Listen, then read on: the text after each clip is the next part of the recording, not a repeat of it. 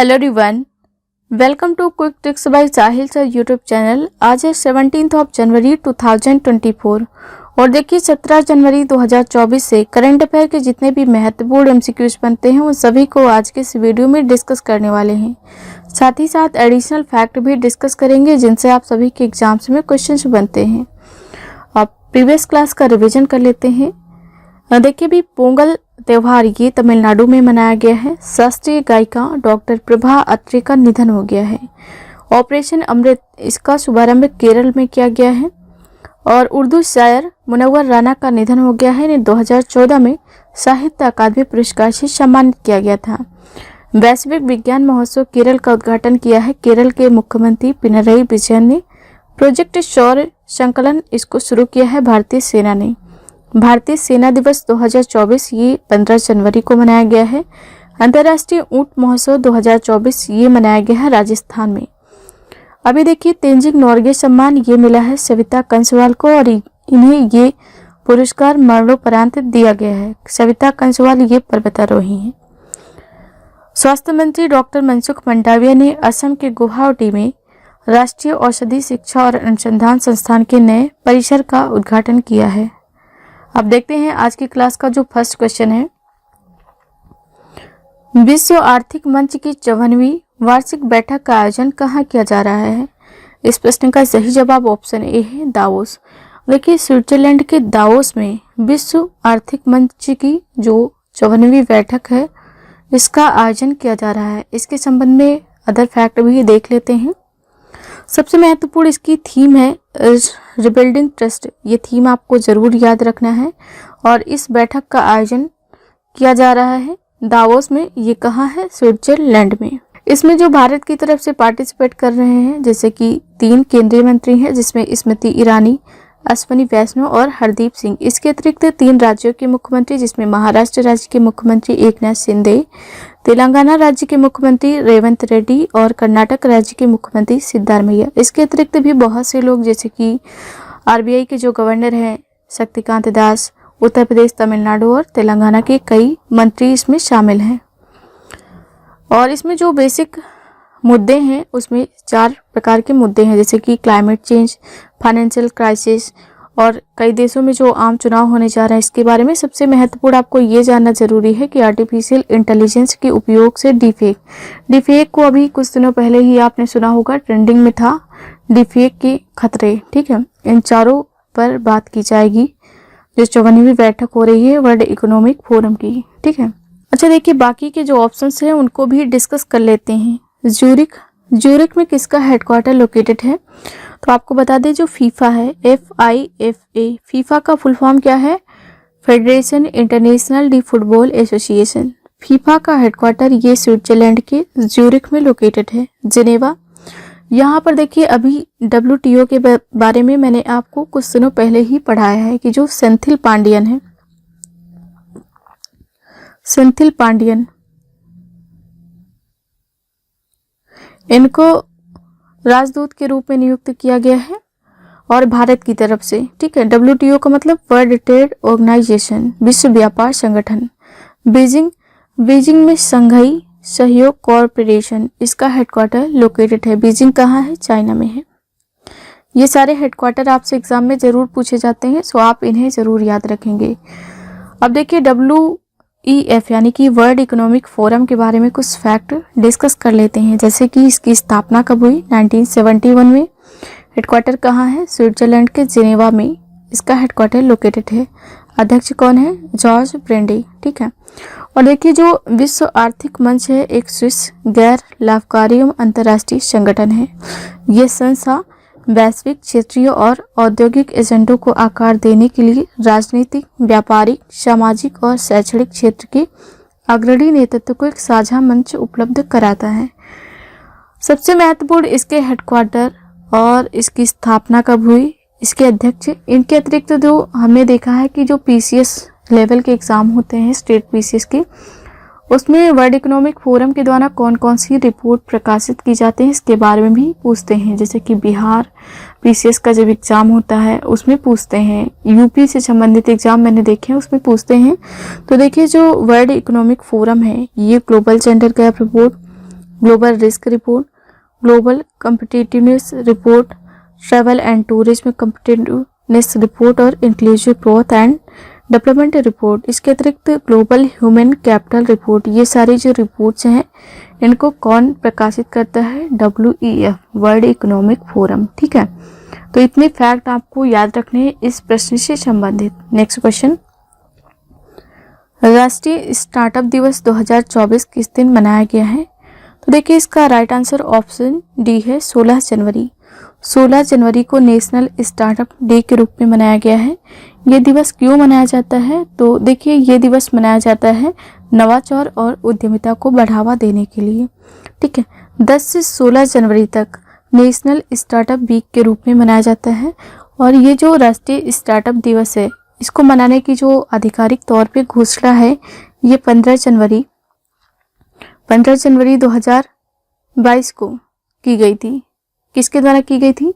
वर्तमान में जो भारत के प्रधानमंत्री हैं नरेंद्र मोदी जी, इनके द्वारा। ठीक है, जैसे कि 9 जनवरी को अभी कुछ दिनों पहले ही मैंने आप सभी को पढ़ाया है कि प्रवासी भारतीय दिवस के रूप में मनाया जाता है।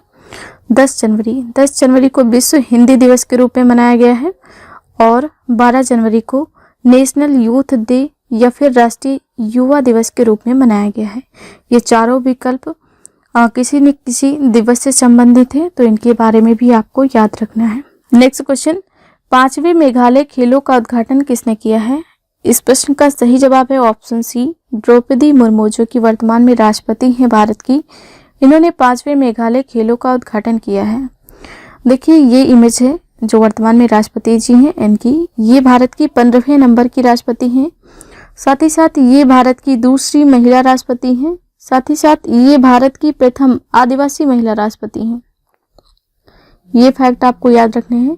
यदि आपसे पूछा जाए कि भारत की प्रथम महिला राष्ट्रपति कौन है, तो श्रीमती प्रतिभा पाटिल जी ये है भारत की प्रथम महिला राष्ट्रपति। भारत के प्रथम राष्ट्रपति यदि आपसे पूछा जाए तो हैं डॉक्टर राजेंद्र प्रसाद जी। ठीक, अच्छा, नरेंद्र मोदी जी, अभी कुछ दिनों पहले ही मैंने आप सभी को पढ़ाया है कि अटल सेतु जो कि पुल है इसका उद्घाटन किया है। अमित शाह ये गृह मंत्री हैं भारत के। इन्होंने दालों के उत्पादन को बढ़ावा देने के लिए तुअर दाल प्रोक्योरमेंट पोर्टल का उद्घाटन किया है। राजनाथ सिंह ये वर्तमान में रक्षा मंत्री हैं।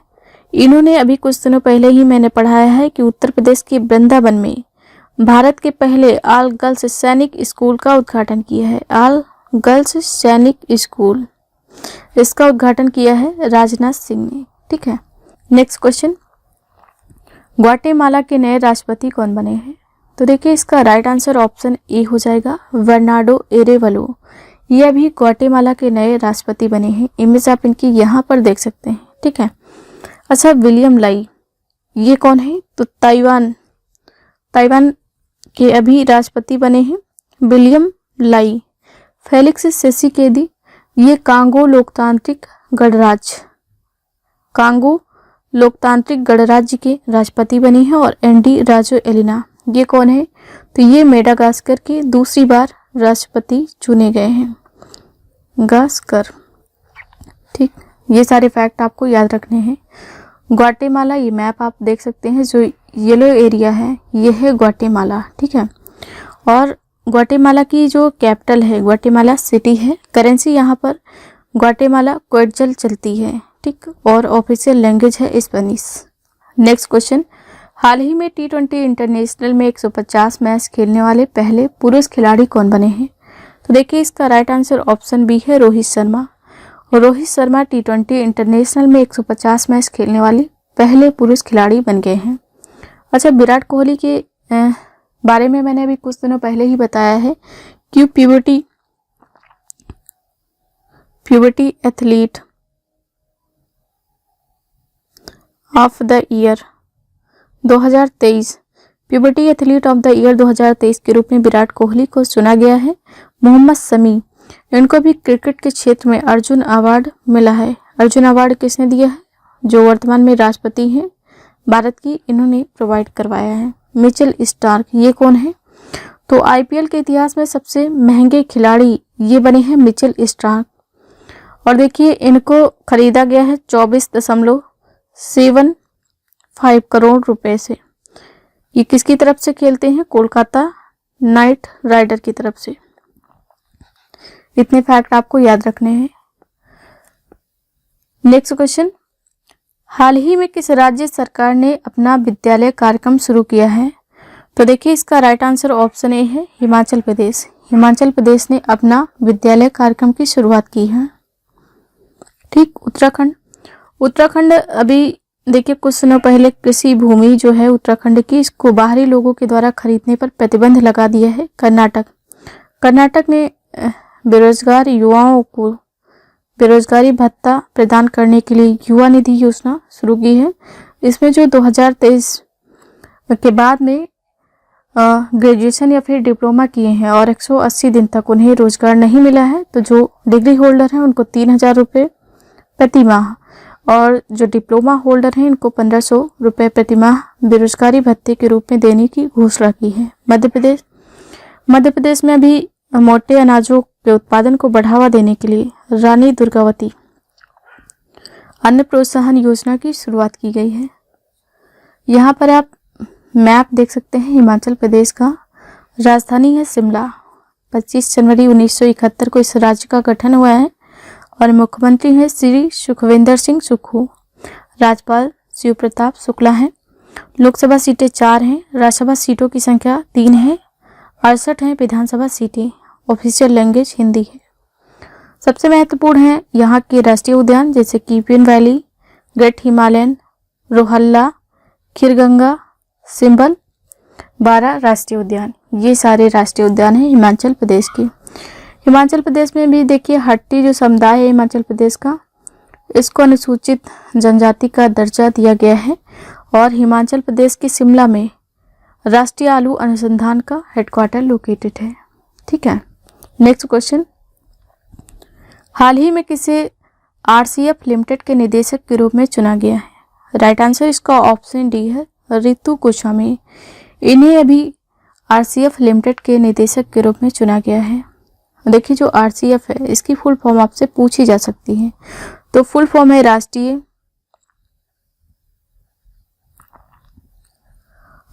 केमिकल्स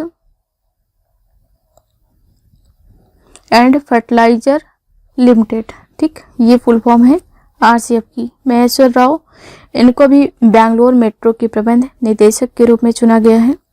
समीर कुमार सिन्हा, इनको रक्षा मंत्रालय के महानिदेशक के पद पर नियुक्त किया गया है और सील वर्धन यूपीएससी के सदस्य के रूप में इनको चुना गया है। ठीक है, नेक्स्ट क्वेश्चन, हाल ही में एशियाई शूटिंग चैंपियनशिप 2024 में पुरुषों की 25 मीटर स्टैंडर्स पिस्टल इवेंट में किसने स्वर्ण पदक जीता है?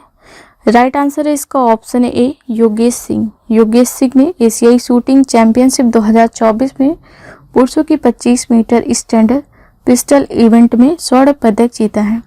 देखिए अभी जो महिलाओं की 25 मीटर स्टैंडर्ड पिस्टल इवेंट हुआ था एशियाई शूटिंग चैंपियनशिप में, इसमें जो रिदम सांगवाल